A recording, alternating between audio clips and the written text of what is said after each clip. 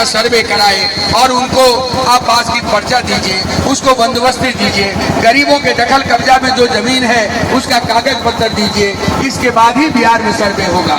नहीं तो गरीबों के बेदखली वाला सर्वे हम बिहार में नहीं होने देंगे। ये आवाज संपूर्ण बिहार से उठ रही है और इस बात को मजबूती से हम आगे बढ़ा रहे हैं। आपसे हम एक गुजारिश और करना चाहेंगे कि केवल अपने स्तर पर गुस्सा झाड़ने से नहीं होगा, गुस्सा उगलने से नहीं होगा। आपको इस लड़ाई में उतरना पड़ेगा। ये सरकार आपकी सरकार नहीं है, 3 लोगों की सरकार रह गई है। पुराने जमींदार, नए जमींदार, जमींदारी नया जमींदारी राज है, दूसरा अंबानी अडानी का कंपनी राज है और तीसरा अफसरी राज है। ये 3 लोग ही बिहार को चला रहे हैं। इनके सामने गरीब का प्रश्न, इनके सामने दलित का प्रश्न, इनके सामने मजदूर का प्रश्न नहीं कहीं है।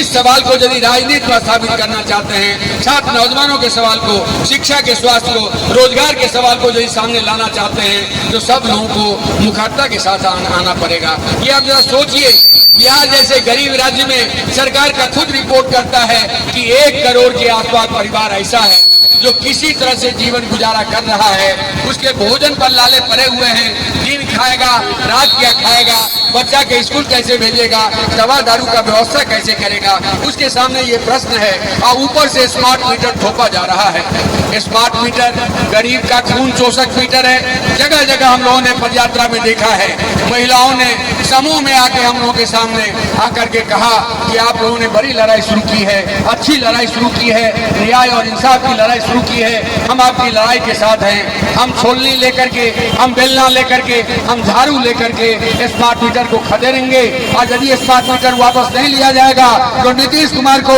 कुर्सी से खदेड़ दिया जाएगा।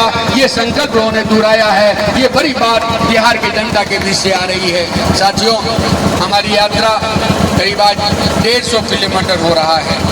150 किलोमीटर पैदल चलते हुए हम आ रहे हैं। हमारे सामने जो महिला कामरेड लोग हैं पाँव में छाले पड़ गए हैं। हमारे साथी जो परमानेंट तौर पर चल रहे हैं 50 के आसपास के लोग, सबके कमर में दर्द है, पैर में दर्द है, पैर में घाव हो गए हैं। बावजूद इसके लोग मजबूती से डटे हुए हैं। एक नया बिहार के लिए, न्यायपूर्ण बिहार के लिए, खुशहाल बिहार के लिए, दलित गरीब मजदूर किसानों की भागीदारी वाले बिहार के लिए हम आप सब लोगों से अपील करेंगे, आप सब लोगों से गुजारिश करेंगे कि 27 को तमाम पदयात्राओं का समापन पटना में हो रहा है। मिलर हाई स्कूल ग्राउंड में एक विराट न्याय सम्मेलन होगा जिसमें भाकपा माले के राष्ट्रीय महासचिव, ये पुराना दौर फिर से बिहार में स्थापित हो रहा है। कर्पूरी का दौर, लोहिया का दौर, जयप्रकाश का दौर, रामनारायण मिश्र का दौर, वशिष्ठ सिंह का दौर, ये तमाम पुराने नेताओं के दौर फिर से याद दिलाते हुए दीपंकर भट्टाचार्य खुद पैदल चल रहे हैं। गरीबों के बीच में, मजदूरों के बीच में, उन लोगों के बीच में जा रहे हैं जिनको मजदूरी का मांगने पर हाथ काट लिया गया है। उन लोगों के बीच में जा रहे हैं जहाँ दलितों की बस्ती में आग लगा दी गई है। उन मुसहर बस्तियों में जा रहे हैं जहाँ मुसहरों की हत्या कर दी गई है। इन सारे सवालों को लेकर के दीपंकर जी खुद घूम रहे हैं और उस 27 के न्याय सम्मेलन में, विराट न्याय सम्मेलन में भाग लेंगे। हम आप सब अहाँ सबके आकार दै छी, न्योता दै छी, आग्रह करै छी, निवेदन करै छी कि सब कियो चलियो पटना आ जनता के व्यापक एकता बनाकर जनता के मुद्दा पर, न्याय के मुद्दा पर, इंसाफ के मुद्दा पर, जन सरोकार के मुद्दा पर राजनीति के आगे बढ़ाया जाए। हिंदू मुस्लिम ये मंदिर मस्जिद के सवाल पर बिहार का विकास नहीं होगा। हिंदू मुस्लिम, अरे हमारा आस्था का सवाल है, तुम राम को पूजो या रहीम को पूजो, तुम मंदिर जाओ या तुम मस्जिद जाओ, हजारों वर्षों से लोग करता आ रहा है। इस सवाल पर राजनीति नहीं होगा। ये जो राजनीति का खेल है, ये जो गिरिराज सिंह का खेल है, नफरत और विभाजन का खेल है, वो बिहार में नहीं चलेगा। बिहार में दलित गरीब मजदूर एकताबद्ध होकर के सामने आएगा तो गिरिराज सिंह को 1 इंच जमीन भी बिहार में नहीं मिलेगी और इनको खदेड़ दिया जाएगा, भगा दिया जाएगा और मजदूर किसानों का राज स्थापित होगा। एक ही अपील के साथ, झूठे सपनों की छल से निकल, झूठे सपनों की छल से निकल, चलती सड़कों पर आ, अपनों से न रहियो दूर, आ कदम से कदम मिला, इनकलाब जिंदाबाद, गरीबों की एकता, मजदूर किसानों की एकता जिंदाबाद। तो बिहार न्याय यात्रा चल रही है। न्याय यात्रा के तहत पूरे बिहार में 5 जगहों से एक मुख्य पदयात्रा जोनल स्तर पर ऑर्गेनाइज की गई है।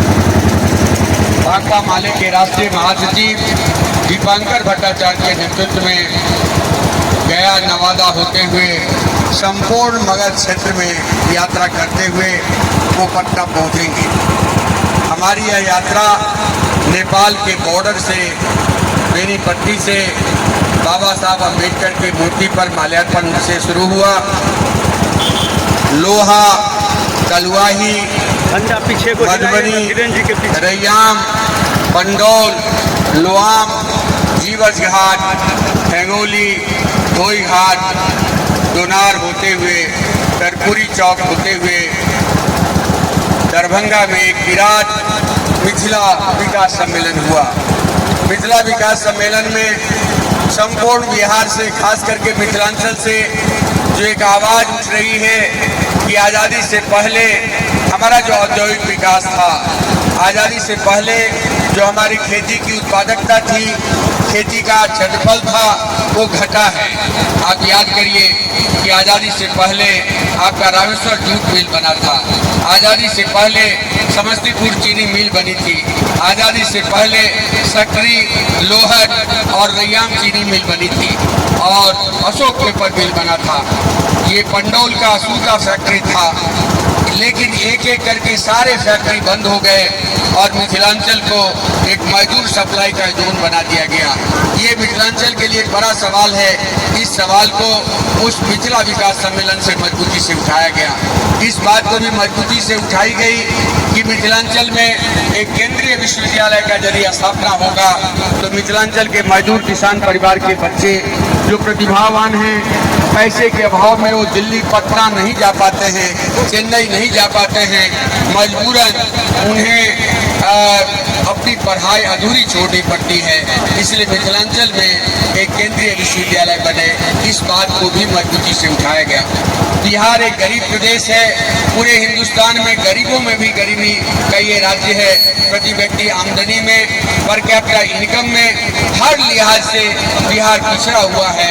मानवीय विकास सूचकांक में बिहार पिछड़ा हुआ है। लेकिन बिहार के गरीबी को लेकर के एक बात हुई थी, महागठबंधन सरकार के दरमियान सामाजिक आर्थिक सर्वे हुआ था, जाति गणना हुई थी।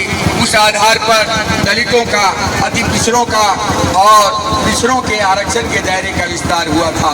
लेकिन भाजपा ने साजिश करके हाई कोर्ट, सुप्रीम कोर्ट से उस पर रोक लगा दिया और महागठबंधन सरकार का ये फैसला था कि बिहार में 95 लाख परिवार ऐसा है जो 4-5 हजार रुपया मासिक कमाई के आधार पर जिंदा है। उन अति गरीब परिवार को, महागरीब परिवार को गरीबी का प्रमाण पत्र दिया जाएगा और गरीबी का प्रमाण पत्र दे करके हर परिवार को 2 लाख रुपए दिए जाएंगे। ये कैबिनेट का फैसला है, गलत हो गया है, लेकिन ये नीतीश जी भाजपा के साथ मिलकर के इसको 15 लाख का जुमला बनाना चाहते हैं। ये हमारी पदयात्रा संपूर्ण बिहार से आवाज उठा रही है कि मोदी के जुमला की तरह, 15 लाख के जुमले की तरह गरीबों को 2 लाख का अनुदान किया का जो बात है उसको हम जुमला नहीं बनने देंगे। बिहार के तमाम अति गरीब परिवार को आपको गरीबी का प्रमाण पत्र देना होगा, 2 लाख रुपए उनको देने होंगे। ये हमारे आंदोलन का बड़ा सवाल है। हमारे आंदोलन का बड़ा सवाल है कि आप सोचिए, मैं बिहार वासियों से पूछना चाहता हूँ, बिहार वासियों के बीच में कहना चाहता हूँ कि आपके बगल के झारखंड में वृद्धा पेंशन 2000 रुपया मिलता है। ये मध्य प्रदेश में 4000 रुपया मिलता है और बिहार में वृद्धा पेंशन केवल 400 रुपये मिलते हैं। बूढ़े को, वृद्धों को, महिलाओं को, विकलांगों को, विधवाओं को यदि 3000 रुपया मासिक पेंशन मिलेगा तो एक समाज में सम्मान के साथ वो जिएगा। बेटा के सामने हाथ नहीं पसारना पड़ेगा, बहू के सामने हाथ नहीं पसारना पड़ेगा। ये जो मानवीय प्रश्न है, इस मानवीय प्रश्न को ये सरकार खारिज कर रही है। इसलिए हम पदयात्रा पर निकले हैं। हम इस पदयात्रा पर इसलिए भी निकले हैं कि संपूर्ण आज़ादी का 75 साल हो गया। आज़ादी के 75 साल होने के बावजूद बिहार के दलित, गरीब, अति पिछड़ा परिवार, अन्य जो लोग हैं जो शहरों के किनारे बसे हुए हैं, सड़कों के किनारे बसे हुए हैं, नदी पोखरा के किनारे बसे हुए हैं, तटबंधों के किनारे बसे हुए हैं, उनके पास में कोई कागज पत्र नहीं है। हमने ये मांग किया है